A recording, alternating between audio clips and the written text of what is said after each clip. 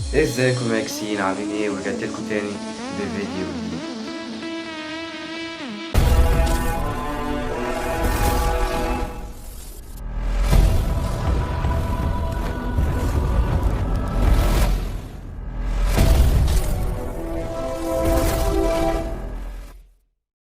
فيديو النهاردة هو مش هيكون لا فيديو ضحك ولا فيديو هزار ولا اي فيديو من الحاجات دي اللي كنت بعملها زمان، اللي هي الانتقاد. الفيديو ده حرفيا انا بنتقد فيه العالم العربي او العالم عامة كله، لان الفيديو ده حرفيا يعني تعبني نفسيا ومزهقني جسديا وكل حاجة بصراحة. الفيديو ده عن قضية فلسطين. القضية دي بقالها أكتر من حاجة و70 سنة ولسه موجودة لحد دلوقتي. قضية الاحتلال الفلسطيني. قضية الاحتلال دي بدأت سنة 36. ما علينا. القضية دي في السنين دي يعني 1900 وهي بعد ما الأهلي اتعمل وبعد ما الزمالك اتعمل وبعد الحاجات دي كلها. هو أنا عارف والله إن أنا قطعت إن أنا الفترة دي على اليوتيوب، مش عارف أنا ليه دخلت في النص كده بصراحة، إن أنا شخص تافه زي بتاع ده. نطيت في النص كده، دخلتكم في متاهة غير المتاهة اللي هي كده. دخلتكم في المتاهة وبقالي كتير أوي منزلتش فيديوهات والله، إن أنا كل ما أجي أصور أكسل بصراحة. إن أنا في الفترة دي كنت ما بين اللي أنا بعمل حاجات تخص الاستوديو اللي عامله، وما بين اللي أنا شغال، وما بين اللي أنا بدرس، فثلاث حاجات مع بعض يعني حوار كبير أوي. فالقضية دي بتتكلم عن إيه؟ اللي هي في ناس اعتقدوا إن في أرض ليهم، وهم عايزين ياخدوها كده وضع يد، زي ما بنقول كده عادي يعني، وعايزين يطيروا فلسطين. ما علينا. عامة أنا مش خايف والله القناة تتحذف تتابوا، يعني احنا اللي بنعمل قنوات، القنوات مش بتعملنا.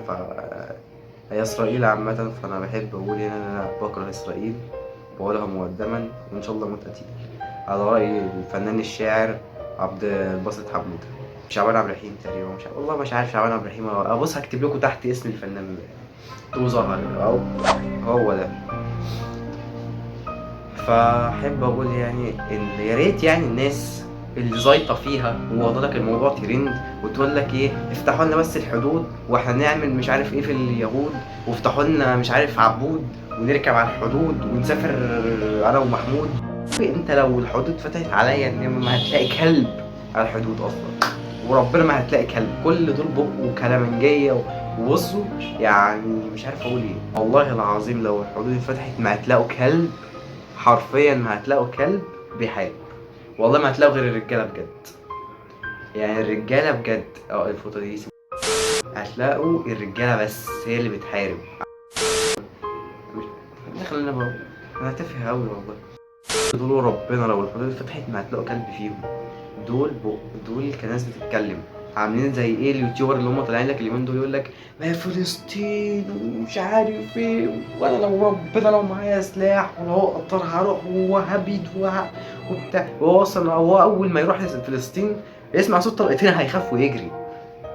كان الناس دي بق دول تصنيفهم كده كلامنجية. تاني حاجة بقى النقطة اللي عايز أوضحها، يا جدعان يا ريت بلاش تقولوا أصل ده كلمته هتفرق، ده كلمته هتعمل، ده كلمته مش عارف إيه. في ناس بتتكلم وتتقتل. يعني أنا مش بدافع عن محمد صلاح، أنا مش بدافع عنه لأن أنا أصلا بكرهه من غير ما أعرف هو مش عايز يدعم فلسطين، عايز يدعمها براحته، دي حاجة شخصية ليه ترجع له. أنا أصلا بكرهه، أنا كمحمد صلاح أنا بكره محمد صلاح. بس طبيعي لما تشوف منظر زي طفلة، لما تشوف طفلة ميتة أو طفل ميت، اطفال بيموتوا، طبيعي ان انت كنفسك انت كانسان يعني هتتاثر بالموقف ده. انت كانسان بتتاثر، فطبيعي ان انت هتتضايق فهتطلع تتكلم.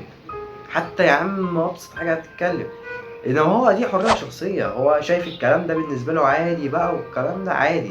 يعني مع ان في موت الملكه اليزابيث هو كان اول واحد ينزل بوست محمد صلاح. ودلوقتي موضوع الحلقه يعني موضوع الفيديو ده كله مش على محمد صلاح، يولع على محمد صلاح، ومش فارق لي بجنيه اصلا، ولا فارق العالم كله بجنيه.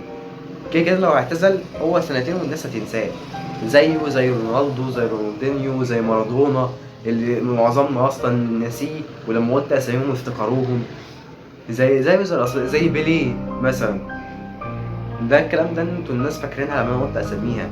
يعني انا لو اتكلمت لحد دلوقتي على زمبروتا او راؤول جونزاليس محدش هيفتكره. لان هو اعتذروا اتنسى خلاص، سنه والتانيه هنفتكرك بعد كده هننساك كده كده. الالقاب الفرديه بتتنسي، مش عارف ده ايه بيتنسي، كله بيتنسي. يعني اللي عجبني موقف رياض محرز اللي هو لما جه. دخلت كوره قوي بصراحه، دخلت منطقه كرويه قوي بصراحه، انا مش عايز اخشها. احنا دلوقتي يا جدعان بلاش نطلع نقول ترند واحنا مش قد الكلام. بلاش نطلع نقول افتحوا لنا بس ومالكوش دعوه واحنا والتيت ومش عارف ايه، وانتوا مش قد الكلام، انتوا نصكم كلامنجيه. واللي طالع لك على التيك توك كده اللي هو باب الهلس كله، التيك توك اصلا ده عباره عن بوابه مفتوحه الى الهلس وما بعدها، يعني بعد الهلس هو فيه. يطلع يقول لك على التيك توك ايه؟ الشباب اللي هيطلع بس كده يقول بتاع حدود انتوا خرفان، هي الصعايده هتجيبها بالنبوت.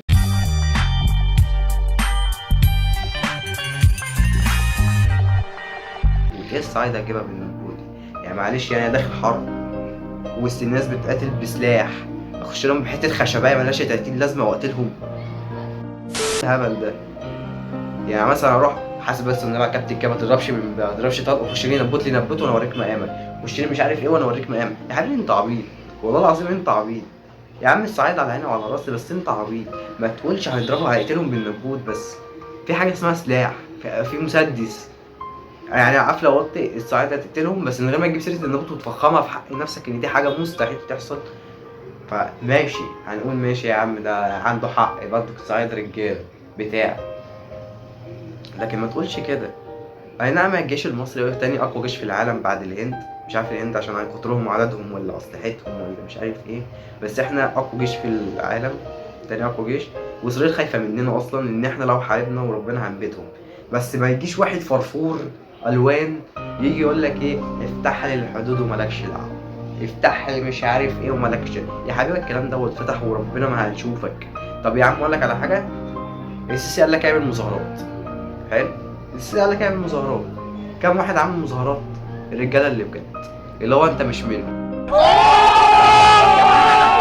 ما شفتش تيك توكر يعني ماسك فيديو تيك توك بيصور يقول لك ايه انا دلوقتي في مظاهره ناو ومش عارف ايه ومش العب ده مشي مش عارف. ما شفتش انا الكلام ده ليه؟ يعني انا ما شفتش الكلام ده ليه؟ يعني بجد يا جدعان الموضوع خليني قوي. وبعدين يا ريت لو هتدعم اتكلم كلام بجد، هتدعم ما تقولش افتحوا لنا الحدود ومش عارف نقتلكوا بالنبوت انا ومحمود وورا العبود. الكلام ده مش هياكل. يعني احنا بنشوف مستشفيات بتتهد وجريمه ومش عارف ايه، وده يطلع ده جريمه حرب، ده جريمه حرب. طب ما تروح تحاسب، روح حاسب، اعمل نفس اللي عمله وقول لك ماليش دعوه، وقول له ماليش دعوه. طالما انت شايف ان انت كده مش عارف ايه، سافر وورينا هتعمل ايه. يا عم اقول لك على حاجه، اعتبر الحدود اتفتحت، ورينا هتعمل ايه. بس يا جدعان فده كان فيديو النهارده، فيا ريت يا جدعان يعني اهم حاجه متنساش لايك سبسكرايب شير مش عارف الكلام ده.